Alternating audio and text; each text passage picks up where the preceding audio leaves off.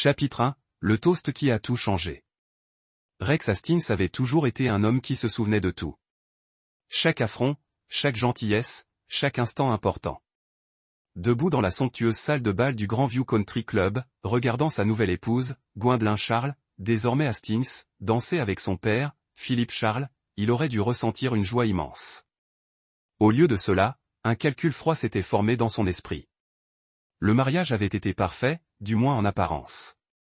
Gwen était radieuse dans sa robe de créateur, ses cheveux auburn tombant en ondulations parfaites. La famille Charles n'avait pas lésiné sur les moyens. Lustre en cristal, fleurs importées et une liste d'invités qui ressemblait à un OSO de l'élite de la ville. Rex n'avait rien payé. Un fait que Philip Charles s'était assuré que tout le monde sache. Mesdames et messieurs, si vous me permettez votre attention, Glenn Charles, le frère cadet de Gwen, se tenait là, une flûte de champagne levée bien haut. À 28 ans, Glenn était tout ce que Rex n'était pas, privilégié par les fonds fiduciaires, diplômé de Harvard et habité par cette cruauté désinvolte qui accompagne le fait de ne jamais manquer de rien. La salle se tut tandis que la voix de Glenn résonnait sur le sol de marbre. J'aimerais porter un toast à ma sœur et à son nouveau mari. Son regard se posa sur Rex de l'autre côté de la pièce, un sourire narquois aux lèvres. Vous savez, quand Gwen nous a parlé de Rex pour la première fois, nous avons été surpris. Elle a épousé une fille d'un autre âge. Ce type vit dans le sous-sol de sa mère depuis le lycée. Des rires fusèrent dans la foule. Rex sentit tous les regards se tourner vers lui. Il vit le mélange de pitié et d'amusement sur les visages des amis et de la famille de Gwen. Sa femme, était figée, sans le défendre, sans arrêter son frère. Juste là, un sourire crispé. Philip Charles se leva de sa place à la table d'honneur, ses cheveux argentés luisant sous les lumières. Bienvenue dans la famille, loser, lança-t-il en levant son verre. Les rires redoublèrent. Rex avait vécu 6 mois dans le sous-sol de sa mère, le temps de rénover la maison qu'il avait achetée avec ses économies militaires. La maison qui valait maintenant 2 millions de dollars. La maison dans laquelle Gwen avait emménagé sans jamais s'enquérir de ses origines. Mais il l'ignorait. Il voyait ce qu'il voulait voir. Un mécanicien de 32 ans qui travaillait de ses mains, qui portait des costumes Walmart au dîner de famille, qui conduisait un pick-up vieux de 15 ans. Ils ne lui demandèrent jamais pourquoi le sous-sol de sa mère était en marbre italien sur mesure, ni pourquoi il payait tout comptant, ni pourquoi il ne semblait jamais se soucier de l'argent malgré son emploi modeste. Rex se leva lentement de son siège, ses rires s'éteignant peu à peu tandis que tous les regards se tournaient vers lui. C'était un homme costaud, 1,90 m, avec le genre de muscles qu'on acquiert au travail, pas en salle de sport. Ses cheveux noirs étaient coupés courts comme un soldat, et ses yeux verts exprimaient une froideur qui mettait mal à l'aise lorsqu'on les regardait de près. « C'est vraiment vrai ?» demanda-t-il d'une voix porteuse malgré son ton calme. Il désigna le projecteur installé pour le diaporama du mariage. « Regardez ça. » Un silence de mort s'abattit sur la pièce. Rex avait anticipé ce moment. Il savait que la famille Charles tenterait de l'humilier. Il le faisait depuis les 2 ans où il était sorti avec Gwen. Ce qu'ils ignoraient, c'est que Rex Hastings n'était pas homme à pardonner ou à oublier. Et certainement pas à accepter l'humiliation sans réagir. Il préparait cela depuis des mois. La première image qui apparut à l'écran fut le relevé de notes universitaires de Glenn. Des notes parfaites malgré ses études prestigieuses. La deuxième image fut son casier judiciaire, 3 condamnations pour conduite sous influence que l'argent de papa avait fait disparaître. La troisième était plus intéressante, des photos de Glenn avec Mattie Watkin, sa fiancée, fête d'honneur dans des circonstances apparemment très intimes. Glenn dit à Rex sur le ton de la conversation, « Parle à tout le monde de ta relation avec Maddie. Celle qui dure depuis 8 mois. Celle dont ton fiancé Jesse n'est pas au courant. » Le visage de Glenn devint blême. Jesse Cantu, son fiancé, se tourna vers lui avec horreur. Mais Rex n'avait pas fini. La diapositive suivante montrait les dettes de jeu de Philip Charles. Plus de 300 000 $ dus à des gens impitoyables. Des gens qui avaient fait preuve d'une patience remarquable grâce à l'intervention de Rex. Philippe, poursuivit Rex, sa voix ne s'élevant jamais au-delà d'un ton conversationnel. Tu aimerais peut-être expliquer à ta femme Eleanor où est passé l'argent de ton fonds de retraite. Eleanor Charles vacillait sur son siège, une main pressée contre sa poitrine. Rex regarda autour de lui, les visages choqués, la famille qui venait de l'humilier. Voyez-vous, quand on passe sa vie à croire que les gens sont inférieurs à soi, on cesse de prêter attention à qui ils sont vraiment. Chapitre 2. Le vrai Rex Hastings. 3 heures après la fin chaotique de la réception, Rex était assis dans son bureau, celui du sous-sol dont Glenn s'était moqué, fumant un cigare cubain et observant les caméras de surveillance qui scrutaient chaque centimètre carré de sa propriété lorsqu'il ne lui avait pas adressé la parole depuis le diaporama. Elle s'était enfermée dans leur chambre, alternant entre des appels téléphoniques sanglotant à sa mère et ce qui ressemblait à des jets d'objets. Rex s'en fichait. Il avait rencontré Gwendolyn Charles 2 ans plus tôt, lorsqu'elle avait amené sa Mercedes dans un magasin. Elle était tout ce qu'il avait cru désirer, belle, instruite, issue d'une bonne famille. Elle était également mariée à Jason Bailey à l'époque, même si elle avait commodément oublié de le mentionner pendant les 3 premiers mois de leur relation. Rex avait découvert la vérité comme il avait tout découvert, grâce à une observation attentive et à sa patience. Il l'avait suivi un soir, l'avait vu embrasser un autre homme pour lui dire au revoir dans un restaurant chic. Cet homme était Tyler Rivers, son avocat spécialisé en divorce. Le même Tyler Rivers, qui s'occupait maintenant de son divorce avec Jason et couchait avec son client. Il aurait été facile de partir à ce moment-là. La plupart des hommes l'auraient fait, mais Rex Hastings n'était pas comme les autres. Il avait passé 8 ans dans les forces spéciales de l'armée, dont 4 dans des endroits qui n'existaient sur aucune carte officielle. Il avait appris la patience, la planification et l'art de se venger de ceux qui se croyaient intouchables.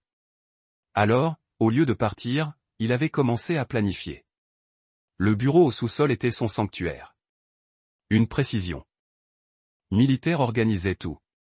Des classeurs contenant des dossiers détaillés sur chaque personne qui entourait Gouin, des ordinateurs au lecteur crypté et un coffre-fort contenant des documents qui détruiraient la moitié des familles influentes de la ville. Les murs étaient tapissés d'écrans diffusant les images des caméras qu'il avait placées dans toute la maison, dans la voiture de Gouin et dans une douzaine d'autres endroits stratégiques. Rex avait appris très tôt que l'information était l'arme ultime. Son téléphone vibra. Un SMS d'un numéro inconnu. Belle soirée ce soir. On devrait rencontrer un ami. Rex sourit. Il s'y attendait. Cet ami était Kenneth Atkins, un détective privé spécialisé dans les services très discrets pour les personnes très dangereuses. Rex avait déjà fait appel à lui lorsqu'il était encore en service actif et avait besoin de résoudre certains problèmes discrètement. Kenneth l'avait contacté 6 mois plus tôt, après que Rex eut commencé à enquêter sur Tyler Rivers. Ce qu'il avait découvert était intéressant. Tyler Rivers n'était pas seulement un avocat spécialisé en divorce. Il était spécialisé dans l'aide aux épouses fortunées pour faire disparaître leurs biens avant que leur mari ne s'en aperçoive. Il avait mis au point un système, séduit la cliente, manipulé la procédure de divorce, prélevé une partie des biens cachés et passé à la cible suivante. Wynne n'était que sa dernière victime, sauf qu'elle se prenait pour le prédateur. Rex avait récupéré les fichiers sur son ordinateur. Tyler avait utilisé le même procédé avec 5 autres femmes au cours des 3 dernières années. À chaque fois, le mari avait été ruiné financièrement, tandis que Tyler et sa cliente disparaissaient avec des millions. Le dernier mari, Ralph Downey, avait fini si ruiné qu'il avait mangé son arme dans sa maison vide. C'est alors que Rex a compris que Tyler Rivers devait mourir. Mais la mort était trop simple. Rex voulait que Tyler comprenne ce que l'on ressent quand on perd tout. Argent, réputation, famille, espoir. Il voulait que Tyler implore cette mort qui ne viendrait pas. Un bruit provenant de l'étage attira son attention sur les moniteurs. Lorsqu'elle quittait la chambre, le téléphone collé à l'oreille, Rex augmenta le son. « Je n'arrive pas à croire qu'il ait humilié ma famille comme ça, disait-elle. Tyler, je me fiche de ce plan. Je veux qu'il soit détruit. Je veux qu'il perde tout. » La voix de Tyler Rivers résonnait clairement. Rex avait modernisé l'équipement audio le mois dernier. « Calme-toi, ma belle. Ça joue en notre faveur. Maintenant, on a des motifs de détresse émotionnelle, peut-être même de diffamation. On peut le poursuivre pour tout et prétendre qu'il a été violent. Quand pouvons-nous déposer une plainte? Les papiers seront prêts d'ici lundi. On va lui infliger un divorce, une ordonnance restrictive et un procès, tout ça d'un coup. Quand j'en aurai fini avec lui, il aura de la chance s'il garde ce stupide camion. Rex se renversa dans son fauteuil, toujours souriant. Il n'avait aucune idée de ce qui les attendait. Il ouvrit un autre dossier sur son ordinateur. Le vrai Rex Hastings. Celui qui avait hérité de $2 millions des investissements pétroliers de son grand-père. Celui qui les avait transformés en 20 millions grâce à des investissements judicieux et à des contrats très rentables pendant son service militaire. Celui qui possédait le garage où il travaillait, ainsi que 3 autres à travers l'État. Celui qui avait acheté la maison de rêve de Gouin comptant juste pour la voir en tomber amoureuse. Celui qui planifiait sa destruction depuis le jour où il avait découvert Tyler Rivers. Chapitre 3. Le coup monté. Le lundi matin arriva gris et froid, à l'image de l'humeur de Rex qui se préparait à la guerre. Il avait passé le week-end à surveiller Gouin et Tyler grâce à un réseau de surveillance, documentant chaque conversation, chaque plan, chaque détail de leur plan pour le détruire. Ils étaient bons. Il devait leur en rendre hommage. Tyler avait convaincu 3 amis de Gwen de signer une déclaration sous serment affirmant avoir été témoin de violences psychologiques et de contrôle de Rex. Sherry Mayo, la colocataire de Gouin à l'université, avait même affirmé que Rex l'avait menacé lors d'un dîner le mois dernier. Le fait que Rex ne lui ait jamais adressé la parole, au-delà de quelques salutations polies, semblait sans importance. Mais Rex avait quelque chose d'inattendu. Du temps et de la préparation. Il savait que ce jour arriverait depuis des mois. Chaque conversation avec Gwen avait été calculée. Chaque cadeau était une manœuvre stratégique. Chaque instant de leur mariage était une pièce d'échec pour cette fin de partie. Alors qu'il pensait le manipuler, il orchestrait leur chute. Le garage était bondé quand Rex arriva, mais il remarqua à peine les clients et ses employés. Son esprit était concentré sur les dossiers qu'il avait rassemblés, les preuves qu'il avait rassemblées, le piège qu'il avait tendu. « Patron, ça va ?» demanda Darren Henry, son contremaître. Darren était l'une des rares personnes à connaître le véritable passé de Rex. Ils avaient servi ensemble en Afghanistan avant que Darren ne perde la jambe dans un engin explosif improvisé. « On dirait que tu es sur le point de tuer quelqu'un. »« Pas tuer » dit Rex doucement. « Quelque chose de pire. » À 22h30, un huissier arriva avec les papiers du divorce. Rex les lut en buvant un café, notant chaque mensonge, chaque exagération, chaque manœuvre juridique que Tyler pensait efficace. L'homme était bon. Les papiers dépeignaient Rex comme un mari instable et violent qui avait piégé une femme innocente dans un mariage cauchemardesque. Si un juge ne voyait que ces papiers, Rex perdrait tout. Mais Rex avait une assurance. Il prit son téléphone et composa un numéro qu'il avait mémorisé des mois auparavant. « Christophe, c'est Rex. Ton offre est-elle toujours valable ?» Christophe Archer était ce que les gens bien qualifiés d'agent de recouvrement et ce que les gens réalistes appelaient un requin solitaire. C'était aussi l'homme qui possédait les dettes de jeu de Philippe Charles. Des dettes que Rex avait discrètement rachetées le mois dernier pour 0,7 centimes le dollar. Rex, mon ami, bien sûr. Quand veux-tu que je les encaisse ? Ce soir. Que ce soit mémorable, mais ne le blesse pas définitivement. J'ai besoin qu'il soit fonctionnel pour la suite. Considérez que c'est fait. Et les intérêts que vous payez ? Arrêtez-les. Dites-lui clairement à quel point il est dans la merde. Rex a ensuite appelé Kenneth Atkins. Kenneth, j'ai besoin que vous livriez des colis aujourd'hui à tous les cabinets d'avocats de la ville.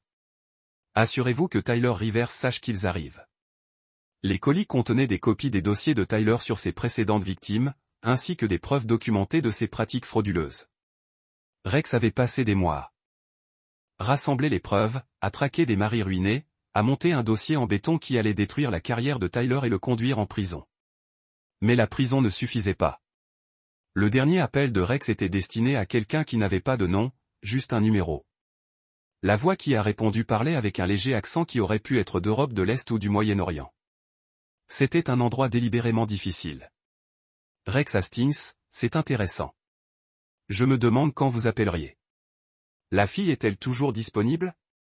Lynn ? Oui, même si elle est devenue assez chère depuis sa dernière mission. Lin Chung était ce que les services de renseignement appelaient un piège à miel, une spécialiste de la séduction et de l'extraction d'informations. Rex avait travaillé avec elle lors d'une opération secrète en Thaïlande. Elle était belle, brillante et totalement dénuée de conscience professionnelle. J'ai besoin qu'elle se rapproche de Tyler Rivers. Infiltration totale. Le faire tomber amoureux. Lui faire confiance. Lui faire tout dire. Chronologie. Elle a 2 semaines pour prendre contact. 1 mois pour gagner sa confiance. Après cela, je vous donnerai la fin de la partie.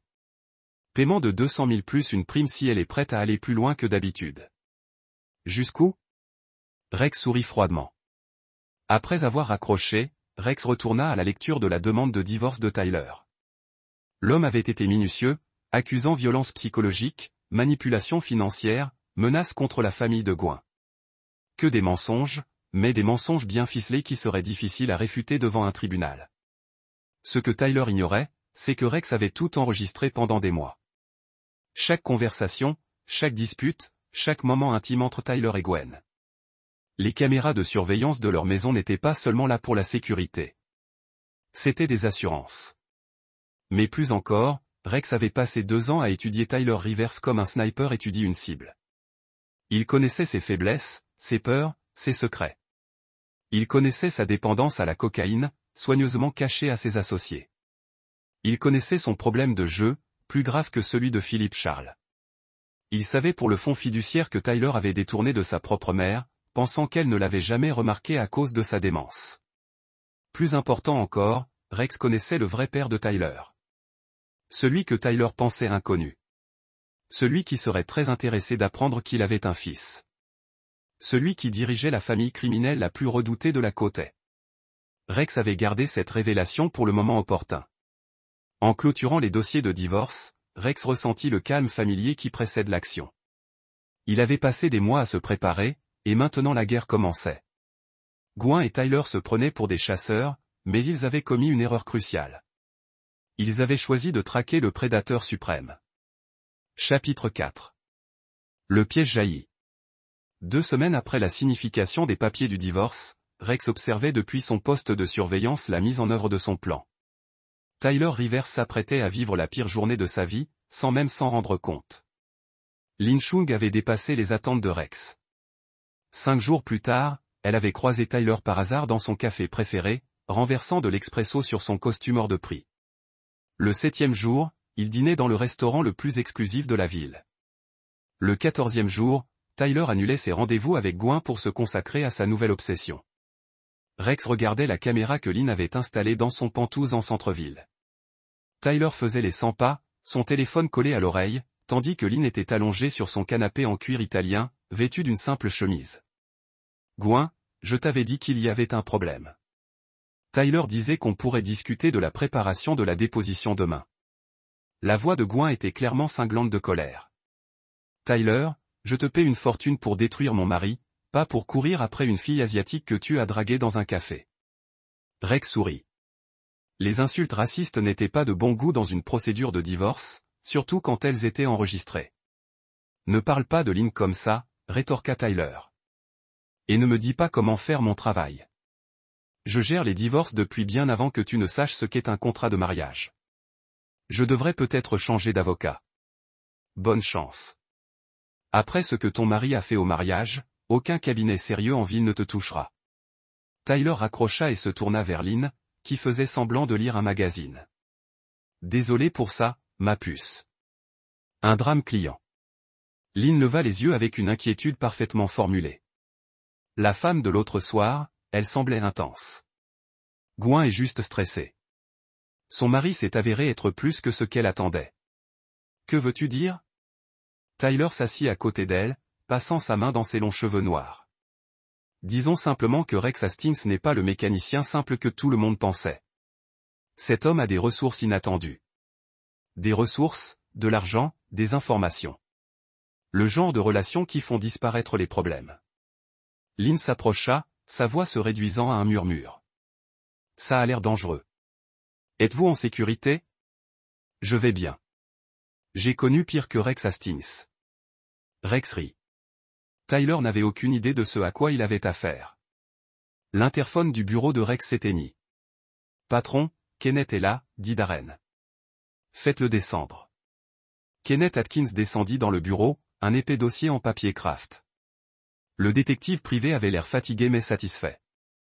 L'expression d'un homme qui avait passé la nuit à accumuler les ennuis. Tu vas adorer, dit Kenneth en déposant le dossier sur le bureau de Rex. Tyler Rivers vient de commettre la plus grosse erreur de sa vie. Rex ouvrit le dossier et commença à lire. Le premier document était un relevé bancaire indiquant un virement de $2 millions du compte fiduciaire de Tyler vers une banque offshore aux îles Caïmans. Le deuxième était une conversation téléphonique enregistrée entre Tyler et un certain Bobby Bennett, évoquant le blanchiment d'argent issu d'une fraude dans le secteur de la construction. « Comment avez-vous obtenu cela » demanda Rex. Tyler fait appel à un nouveau comptable, Mitchell Derty. Mitchell est doué pour cacher de l'argent, mais il est plus doué pour tenir des registres pour les assurances. Quand je lui ai expliqué que Tyler allait faire l'objet d'une enquête du FBI et du barreau de l'État, Mitchell a décidé que la coopération était sa meilleure option. Rex a poursuivi sa lecture. Tyler ne se contentait pas de voler des clients divorcés. Il dirigeait une opération frauduleuse complexe impliquant des contrats de construction, des fonds pour la dépollution environnementale et des indemnisations d'assurance. L'homme avait volé plus de 15 millions de dollars au cours des 3 dernières années. Et ce n'est pas tout. Kenneth a dit que Tyler faisait chanter certains de ses clients. Souvenez-vous de Renée Vasquez, l'assistante pharmaceutique qui a divorcé de son mari l'année dernière. Rex a hoché la tête. Le divorce des Vasquez a fait la une des journaux. Une bataille acharnée qui s'est terminée sans que le mari n'obtienne presque rien. Tyler possède des vidéos d'elle tuant son premier mari. Elle a fait passer ça pour une crise cardiaque, mais elle a utilisé un poison rare que Tyler l'a aidé à obtenir. Il la saigne à blanc pour 2 millions de dollars par an pour garder le silence. Rex a déposé les documents. Combien de personnes cet homme a-t-il détruites? Directement, au moins 20 familles. Indirectement, des centaines. La fraude dans le bâtiment à elle seule a entraîné 3 entreprises à la faillite. 400 emplois perdus. Rex sentait la colère monter en lui. Tyler Rivers n'était pas seulement un criminel. C'était un prédateur qui détruisait des vies pour le profit. Le genre d'homme que Rex avait été formé pour éliminer. Kenneth, j'ai besoin que tu rassembles tout cela en 3 paquets. Un pour le FBI, un pour le procureur et un pour le barreau de l'État, mais ne les remets pas encore. Quel est le calendrier? Je veux que Tyler comprenne ce qui va arriver. Fais-lui peur d'abord, puis les conséquences. Le téléphone de Rex a vibré, avec un SMS de Lynn. T a avoué sa liaison avec GW. Elle dit qu'elle était censée être la cible rapide, mais qu'elle s'est transformée en responsable, prévoyant de la piéger pour des accusations de violence psychologique. Elle souhaite que son évaluation psychiatrique démontre son instabilité. Nous témoignerons contre elle si nécessaire. Rex sourit. Tyler Rivers était sur le point d'apprendre que trahir vos conspirateurs était un jeu dangereux. Mais avant que Rex puisse répondre à Lynn, son système de sécurité sonna. Quelqu'un approchait de la maison. Les écrans montraient la Mercedes de Gouin s'engager dans l'allée, suivie d'une voiture de police. Rex regarda Gouin sortir de sa voiture et parler aux policiers en uniforme. Elle était animée, faisant des gestes vers la maison, visiblement perturbée. Après une brève conversation, elle conduisit les policiers à la porte d'entrée. La sonnette retentit. Rex se regarda dans le rétroviseur. Chemise de travail tachée de graisse, vieux jean, l'image d'un simple mécanicien. Il monta les escaliers et ouvrit la porte d'un air perplexe. Monsieur Hastings, l'agent le plus âgé, était poli mais méfiant. Je suis l'agent Jésus Rocha. Voici l'agent Edwin McCann. Nous avons reçu une plainte concernant des informations dérangeantes trouvées sur l'ordinateur de votre femme. Rex fronça les sourcils. Quel genre de matériel? Gouin s'avança, le visage imprégné d'une indignation vertueuse. Ne faites pas l'innocent, Rex. Les photos, les vidéos de surveillance, les dossiers concernant ma famille et mes amis. Mon avocate dit que c'est du harcèlement. Je suis désolé, messieurs les agents, mais je ne comprends pas de quoi elle parle. L'agent Rocha brandit une tablette montrant ce qui semble être des captures d'écran du système de surveillance de Rex. Monsieur Hastings, il semble que ce soit des caméras placées chez vous à l'insu de votre femme et sans son consentement. C'est illégal dans cet état. Rex examina les images, son expression passant de la confusion à la compréhension, puis à la colère. Messieurs les agents, je pense qu'il y a eu un malentendu. Ces caméras ont été installées pour notre système de sécurité avec le consentement et la pleine connaissance de ma femme. C'est beaucoup, rétorqua Gouin. Gouin, dit calmement Rex. Vous vous souvenez du cambriolage de l'année dernière? Vous m'aviez expressément demandé d'installer des caméras dans chaque pièce pour que vous vous sentiez en sécurité. Les policiers se regardèrent, visiblement incertains. Monsieur Hastings, l'agent McCann dit, nous allons avoir besoin de voir la documentation originale du système de sécurité et les formulaires de consentement. bien sûr. Entrez, s'il vous plaît. En entrant dans la maison, Rex sourit intérieurement. Gwen venait de commettre une nouvelle erreur grave. En impliquant la police, elle ouvrirait la porte à Rex pour révéler exactement ce que ses caméras avaient enregistré, et ce qu'elles avaient enregistré la détruirait. Chapitre 5. Les titans de l'information. La police était absente depuis 2 heures, mais le mal était fait. L'agent Rocha avait emporté des copies de la documentation du système de sécurité, parfaitement légale, ainsi que les formulaires de consentement signés de Gwen et plusieurs extraits de vidéos la montrant approuver explicitement l'emplacement des caméras. Ce que les policiers n'avaient pas vu, c'étaient les enregistrements que Rex prévoyait de diffuser au moment opportun. Rex était maintenant assis dans son bureau, observant plusieurs flux tandis que ses ennemis enchaînaient les erreurs. Sur un écran, Tyler discutait au téléphone avec un membre de son cabinet d'avocats. Sur une autre, elle était chez ses parents, hurlant sur sa mère tandis que Philippe se recroquevillait dans son bureau. Sur une troisième, Lynn photographiait des documents du coffre-fort de Tyler. L'orchestration était magnifique. Le téléphone sécurisé de Rex sonna, le numéro que seules 3 personnes au monde connaissaient. Hastings. Rex, c'est Orlando Newton. La voix appartenait à son ancien commandant, aujourd'hui directeur adjoint au ministère de la Défense. J'ai reçu un message. Êtes-vous sûr de vouloir utiliser cet atout? Je suis sûr qu'Adam W. n'est pas un homme subtil, Rex. Lorsqu'il attaque une cible, il ne reste généralement plus rien. C'est exactement ce dont j'ai besoin. Orlando resta silencieux un instant. La cible a de la famille, une mère atteinte de démence dans un établissement de soins. Elle est la seule innocente dans cette équation. Elle sera protégée, mais tous les autres? Je comprends. 24 heures, Rex. Après ça, cette conversation n'a jamais eu lieu. Rex raccrocha et reporta son attention sur les écrans. Tyler avait terminé son appel et se versait un grand scotch, son 3e depuis l'intervention de la police. Lynn était blottie contre lui passant les doigts dans les cheveux pendant qu'il fulminait. Ce salaud se moque de moi, disait Tyler. D'abord le diaporama du mariage. Maintenant, la police sonne à sa porte. Il essaie de me provoquer. Tu devrais peut-être t'en aller, suggéra Lynn. Trouve une cible plus facile. Non, j'ai investi trop de temps là-dedans. De plus, Gwen est riche. Sa famille a de l'argent depuis des générations. Et s'il avait plus de ressources que tu ne le penses? Tyler rit amèrement. Il est mécanicien, Lynn. Il vit dans le sous-sol de sa mère et conduit un pick-up. L'argent qu'il avait pour ce diaporama a probablement disparu. Rex avait pris note d'envoyer un cadeau à Tyler. Quelque chose qui lui montrerait clairement à quel point il avait tort. Son téléphone vibra, un SMS de Kenneth. Colis livré au bureau de Tyler. Réunion d'urgence des associés. Enquête du barreau. Interrogatoire du FBI. Le timing était parfait. Rex activa les caméras du bureau de Tyler.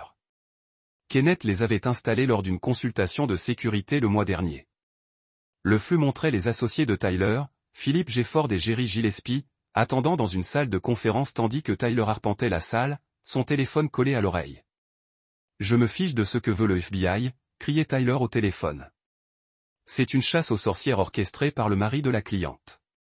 Tout est inventé. Par la fenêtre de la salle de conférence, Rex pouvait voir Philippe Gifford examiner les preuves rassemblées par Kenneth. Le visage de l'homme pâlissait de page en page. Tyler, appela Jerry. Entrez maintenant. Tyler entra dans la salle de conférence et ferma la porte. Rex monta le son. Asseyez-vous, dit doucement Philippe. Il faut qu'on parle de ces allégations. Ce sont des mensonges, Philippe. Rex Hastings et Tyler. La voix de Jerry était d'un calme absolu. Avez-vous, oui ou non, volé 2 millions de dollars à la succession Vasquez? C'est ridicule, car nous avons des relevés bancaires montrant des virements de notre compte fiduciaire vers des banques offshore aux îles Caïmans. Des virements que vous avez autorisés. Tyler est devenu blême. Ce sont des frais de dossier légitimes. 2 millions de dollars de frais de dossier. Philippe s'est levé.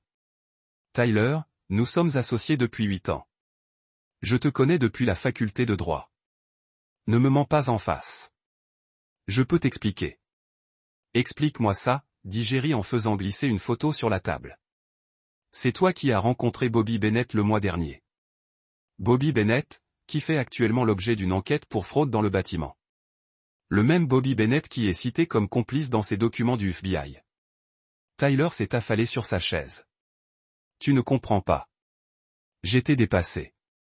Ces gens-là, ils n'acceptent pas un refus. Quels gens-là?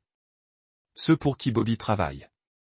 Ils avaient besoin de quelqu'un pour blanchir de l'argent grâce à des transactions judiciaires. Ils ont dit que si je ne les aidais pas, ils me tueraient. Rex a ri doucement. Tyler disait la vérité, mais seulement en partie. Il s'était porté volontaire pour l'opération de blanchiment d'argent, y voyant un moyen facile de gagner des millions. Les menaces de mort étaient venues plus tard, lorsqu'il avait tenté de négocier une plus grosse part. Tyler, dit lentement Philippe, es-tu en train de nous dire que ce cabinet d'avocats a servi à blanchir de l'argent pour le crime organisé? Ce n'est pas si simple. Réponds à la question. Oui, chuchota Tyler. Mais je peux arranger ça. Je peux faire disparaître tout ça. Aïe. Rex Hastings. C'est lui qui a donné cette information au FBI. S'il lui arrive quelque chose, s'il a un accident ou disparaît, l'enquête s'effondre avec lui. Un silence de mort s'abattit sur la pièce. Rex se pencha en avant, s'assurant que son enregistreur captait chaque mot. Tyler, dit Jerry très prudemment. Suggérez-vous qu'on assassine le mari d'une cliente? Je suggère qu'on se protège par tous les moyens nécessaires. Philip Gifford se leva et se dirigea vers la porte. Agent de sécurité, veuillez escorter Monsieur Rivers hors du bâtiment. Il n'est plus associé dans ce cabinet. Philippe, attends. Ne fais pas ça. Jerry ramassait les dossiers sur la table. Ne dis plus un mot. Tu as détruit ce cabinet, Tyler. 20 ans à te forger une réputation. Parti parce que tu as été cupide. Des agents de sécurité sont entrés et ont encerclé Tyler. En le laissant sortir, il a regardé ses anciens associés. Ce n'est pas fini. Rex Hastings va payer pour ce qu'il a fait. Rex a souri et a pris une autre note. Tyler venait de menacer de le tuer devant témoins. Ce serait utile au tribunal. Mais le tribunal était le cadet des soucis de Tyler maintenant. Rex a pris son téléphone sécurisé et a composé le numéro d'Adam Wind. C'est l'heure. Compris. La cible. Tyler Rivers, Pantouse en centre-ville. Probablement armé et assurément dangereux. Considérez-le comme hostile. Règle d'engagement. Pas de dommages permanents pour l'instant. Je veux qu'il soit fonctionnel mais effrayé. Faites-lui comprendre que sa vie m'appartient désormais. Bien reçu. Et la femme avec qui il est? Rex a jeté un coup d'œil à l'écran, montrant Lynn recroquevillée sur le canapé de Tyler. Elle est des nôtres. Extrayez-la en toute sécurité. 20 minutes. Rex raccrocha et se rassit pour regarder l'émission. Tyler Rivers était sur le point d'apprendre ce qui s'était passé lorsque vous aviez menacé Rex Hastings. Et ce n'était que le début. Chapitre 6. Le chasseur devient proie. Tyler Rivers était ivre, en colère et prenait de plus en plus de mauvaises décisions. Exactement là où Rex le voulait. Les caméras du Pantouse montraient Tyler arpentant la pièce comme un animal en cage. Bouteille de scotch dans une main, téléphone dans l'autre. Il avait appelé ses contacts toute la soirée pour trouver quelqu'un prêt à gérer son problème avec Rex Hastings. Jusqu'à présent, il avait échoué. Le genre de personne qui résolvent les problèmes par la violence n'était pas enthousiaste à l'idée de collaborer avec une personne sous enquête du FBI. Lynn, assise sur le canapé, observait Tyler avec une inquiétude soigneusement formulée. Elle avait déjà installé 3 enregistreurs supplémentaires dans l'appartement et photographié chaque document du coffre-fort de Tyler. Plus important encore, elle avait convaincu Tyler de tout lui dire. Ses crimes, ses plans désespérés pour échapper au piège qui se refermait sur lui. Le téléphone de Rex vibra, accompagné d'un SMS d'Adam Wind. En position, prêt à votre signal? Pas encore. Rex voulait que Tyler creuse un peu plus le trou d'abord. Bébé, viens t'asseoir, cria Lynn.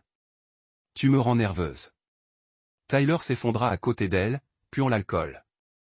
Je suis désolé, ma puce. C'est tout simplement la ruine. Dis-moi ce qui se passe. Je peux peut-être t'aider. Tyler rit amèrement. À moins que tu connaisses quelqu'un qui puisse faire disparaître le FBI. Je ne crois pas, que as-tu fait? Qu'est-ce que je n'ai pas fait? Tyler prit un autre verre. Fraude, blanchiment d'argent, chantage, vol. Je vole des clients depuis des années, Lynn. Des millions de dollars. Oh mon Dieu. Et maintenant, un mécanicien, un inconnu, a tout détruit. Rex Hastings a téléchargé toute ma vie sur le FBI comme si c'était une foutue pièce jointe d'un email. Lynn se rapprocha, la main sur la poitrine de Tyler. Qui est-il vraiment? Ce Rex? Je ne sais pas, Tyler claqua la bouteille. Gwen dit qu'il est juste un mécanicien qui vit avec sa mère, mais les mécaniciens n'ont pas les ressources pour faire ce qu'il a fait. La mécanique n'a pas de connexion FBI. Que allez-vous faire? Tyler était calme pendant un long moment, regardant les lumières de la ville. Je vais le tuer. Tyler, je suis sérieux. C'est lui ou moi maintenant. Si Rex Hastings meurt, l'enquête meurt avec lui. Ces preuves deviennent du oui-dire. Ces enregistrements inadmissibles. Je peux prétendre qu'il me traquait et me harcelait. Qu'il a tout fabriqué par la jalousie. Et Gwen? Elle me soutiendra. Elle le déteste plus que moi. Rex a envoyé un texto à Adam. Le sujet a simplement avoué planifier le meurtre. Se déplacer en 60 secondes. Sur le moniteur, Tyler tirait un pistolet d'un tiroir. Un Chrome Plated 45 qu'il pensait probablement semblant intimidant. Il vérifiait le magazine lorsque les lumières de son pantouse se sont soudainement éteintes. L'éclairage d'urgence est entré en jeu, jetant tout dans une lueur rouge étrange. Qu'est-ce que diable? Tyler se leva, pistolet à la main. Lynn, mettez-vous derrière moi. Mais Lynn était partie. Tyler tourna autour de la chercher dans la faible lumière. Lynn, Lynn. Une voix est venue de l'obscurité. Bas, calme, professionnel. Monsieur Rivers, veuillez placer l'arme sur le sol. Qui est là? Tyler leva le pistolet, les mains tremblant. Je suis armé. Je sais. Placez l'arme sur le sol et éloignez-vous. Vous. Le son qui a suivi ne ressemblait à rien que Tyler n'avait jamais entendu. Un sifflet doux, puis un tinc solide. Le pistolet a volé de ses mains alors qu'un couteau s'enfouit dans le mur à 1 pouce de ses doigts. Adam lorsqu'il est entré dans le feu rouge comme quelque chose d'un cauchemar. 6 minutes 6 secondes, construit comme un secondeur avec des cicatrices couvrant la moitié de son visage et des yeux noirs morts qui avaient vu trop de morts. Il portait tout équipement tactique noir et se déplaçait avec la grâce prédatrice d'un prédateur apex. Monsieur Rivers, a déclaré Adam. Mon employeur aimerait avoir une conversation avec vous. Tyler a essayé de courir. Il a fait 3 pas avant que la main d'Adam ne se serre sur son épaule, l'arrêtant comme s'il avait heurté un mur de briques. Veuillez ne pas rendre cela difficile. Qui êtes-vous? Que voulez-vous? Je suis un homme que vos actions ont convoqué, monsieur Rivers. Quant à ce que je veux, Adam sourit, montrant que les dents ont déposé les poings. Je veux que vous compreniez que votre vie appartient maintenant à Rex Hastings. Tyler a essayé de se balancer à Adam et s'est retrouvé sur le sol, le bras se tordit derrière son dos dans une prise qui a fait la foudre dans sa colonne vertébrale. Bon. Maintenant, nous pouvons parler. Adam a traîné Tyler sur une chaise et Zip attacha ses mains derrière son dos. Puis il a sorti une tablette et s'est assis sur la table basse. Le visage de Rex est apparu à l'écran. Bonjour, Tyler, dit calmement Rex. Je pensais qu'il était temps que nous avions une bonne conversation. Toi fils de salope. Tyler a lutté contre les liens IP. Avez-vous une idée de qui vous êtes? Un petit avocat qui a volé ses clients pour payer des dettes de jeu. Un homme pathétique qui a fait chanter les veuves et détruit la famille à des fins lucratives. Oui, Tyler. Je sais exactement qui tu es. Je te détruirai. Je vais prendre tout ce que vous avez. Rex rit. Avec quoi? Votre licence de droit a disparu. Votre entreprise vous a renié. Le FBI a suffisamment de preuves pour vous envoyer en prison pour le reste de votre vie. Vos comptes offshore ont été gelés et les gens pour lesquels vous blanchiez de l'argent, ils ne sont pas très satisfaits de vous en ce moment. Le visage de Tyler est devenu blanc. Comment connaissez-vous Bobby Bennett? À propos de la fraude de la construction, environ les 15 millions de dollars que vous avez volés. L'expression de Rex n'a jamais changé. Tyler, je sais tout sur toi depuis le jour où tu as commencé à dormir avec ma femme. C'est impossible, n'est-ce pas? Dites-moi, Tyler, combien de temps pensez-vous qu'il faut pour détruire la vie d'un homme lorsque vous avez des ressources illimitées et sans conscience? Adam se pencha près de l'oreille de Tyler. La réponse est, aussi longtemps, Monsieur Hastings veut que cela prenne. Que voulez-vous? La voix de Tyler était à peine un murmure. Je veux que vous compreniez que ce n'est que le début, a déclaré Rex. Ce soir, tu vas disparaître pendant un moment. Quand vous reviendrez, vous allez faire exactement ce que je vous dis de faire. Je ne le ferai pas. Vous le ferez. Parce que l'alternative est bien pire que la prison, Tyler. L'alternative est ce qui se passe lorsque les boss de Bobby Bennett découvrent que vous avez échappé à leur opération de recul. Tyler s'est effondré sur la chaise, comprenant enfin la profondeur de sa situation. Bien dormir, Tyler? Dit Rex alors que l'écran devenait sombre. Demain, nous commençons votre vraie éducation. Adam a ramassé Tyler comme s'il ne pesait rien et se dirigeait vers la porte. En partant, Rex pouvait voir Lynn émerger de la cage d'escalier, parfaitement sûre et porter un sac de preuves supplémentaires. La première phase était complète. Maintenant, le vrai plaisir pourrait commencer. Chapitre 7, l'éducation des rivières Tyler.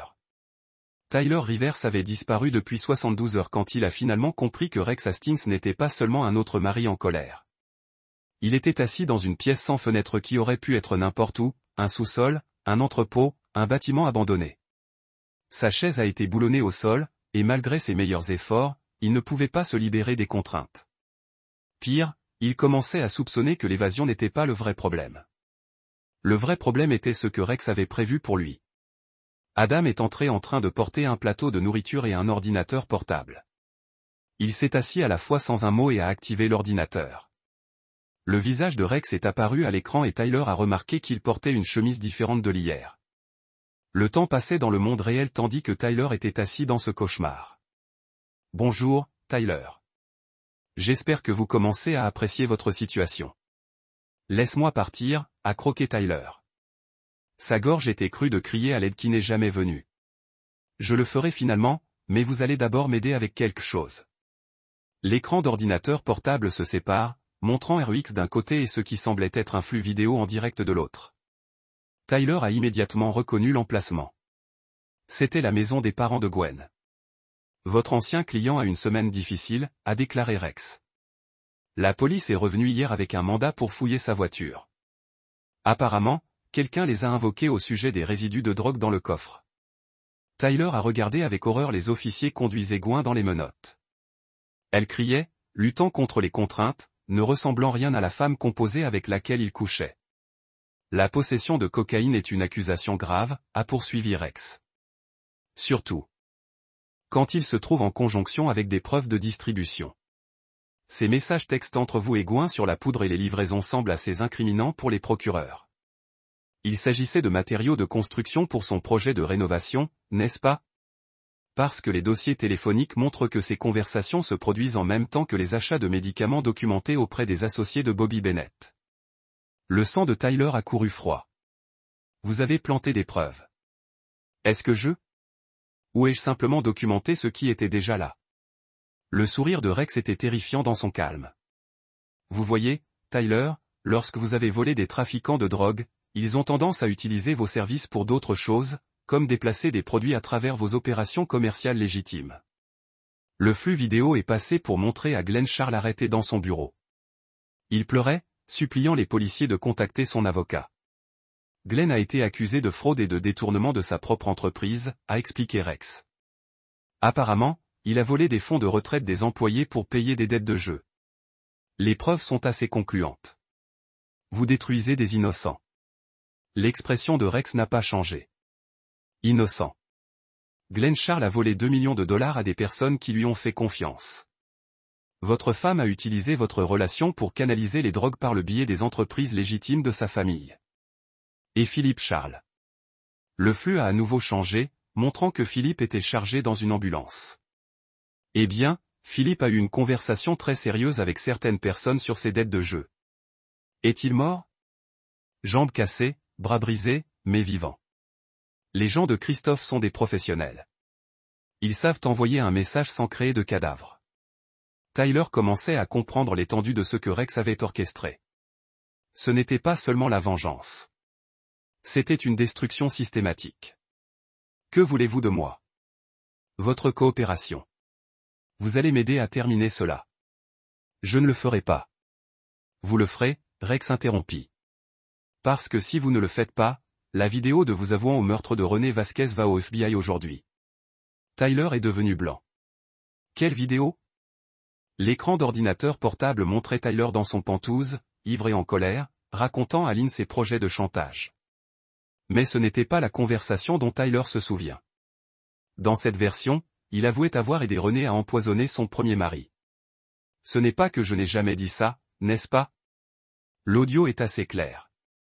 La technologie moderne facilite la création de preuves convaincantes, Tyler. Surtout lorsque le matériel source est étendu. Tyler s'est rendu compte qu'il regardait une technologie de faux profondément suffisamment sophistiquée pour tromper quiconque était un expert. Rex avait pris des heures de conversation enregistrées et avait créé une confession qui détruirait la vie de Tyler. Voici ce qui va se passer, a poursuivi Rex. Vous allez signer une confession détaillant chaque crime que vous avez commis. Vous allez impliquer tous ceux avec qui vous avez travaillé. Et vous allez transférer ce qui reste de vos actifs cachés à un organisme de bienfaisance de mon choix.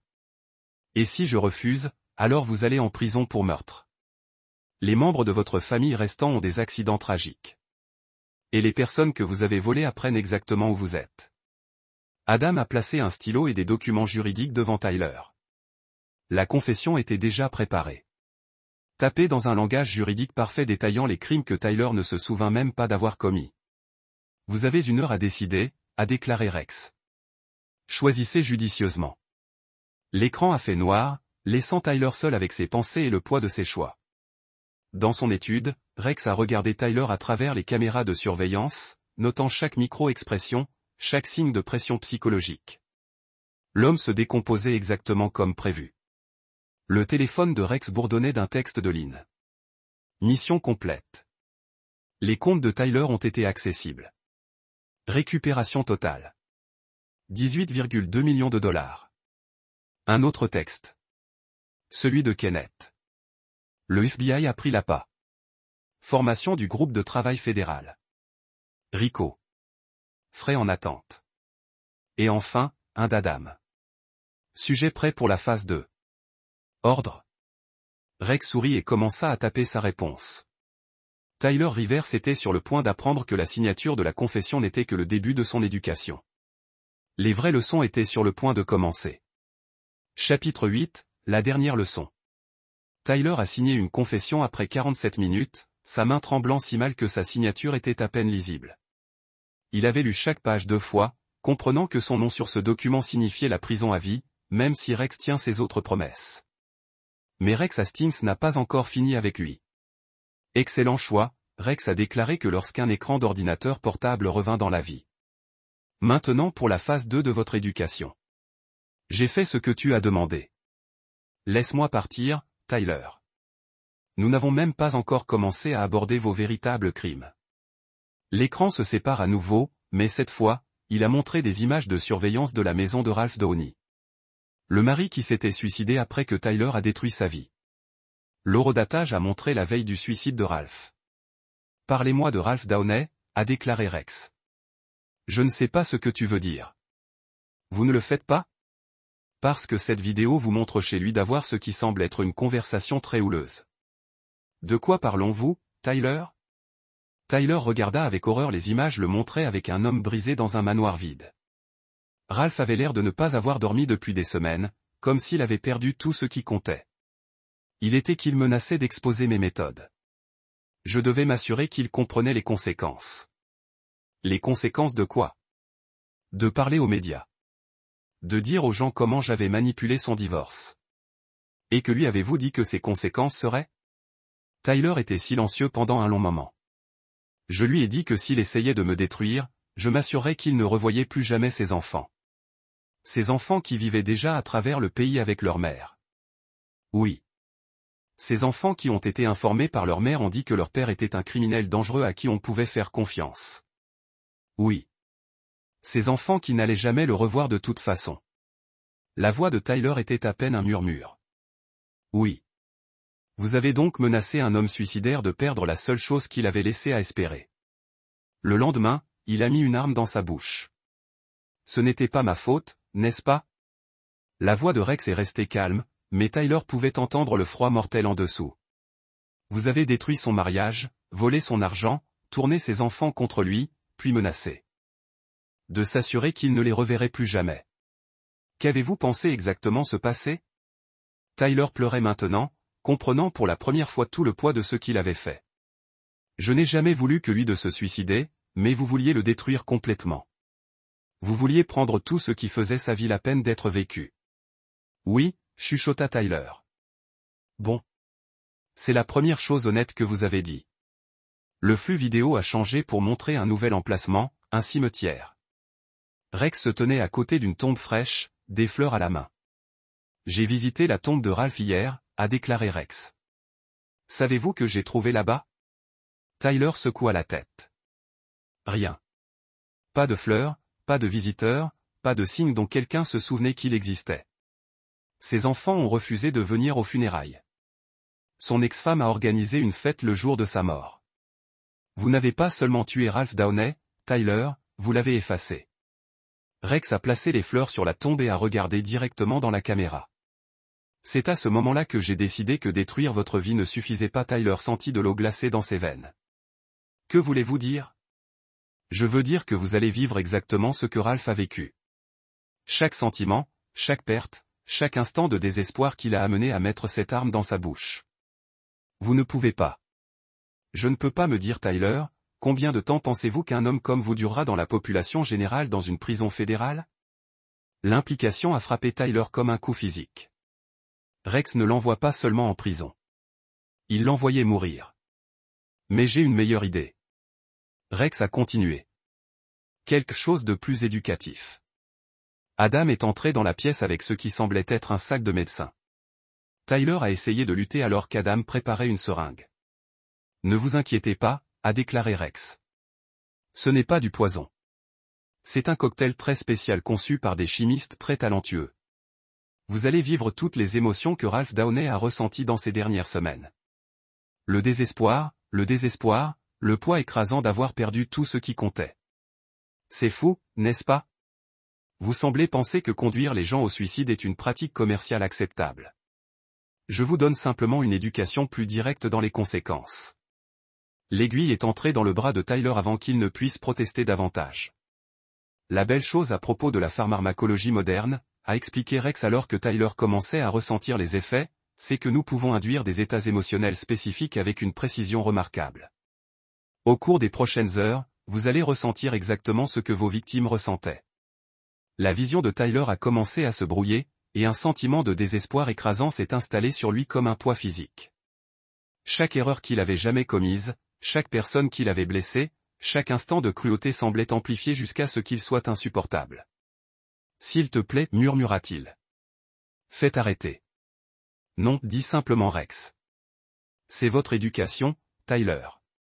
C'est ce que ça fait d'être à la réception de votre marque de justice particulière. Les heures passaient, ou peut-être des jours. Tyler ne pouvait plus le dire. Les médicaments ont fait du temps élastique et étiré des moments de désespoir en éternité. Il s'est retrouvé à penser à Ralph Downey, compréhension pour la première fois à quoi devait être cette dernière journée. Lorsque les effets ont finalement commencé à disparaître, Tyler était un homme brisé. Il leva les yeux vers la caméra avec des yeux creux. Je comprends, murmura-t-il. Est-ce que tu?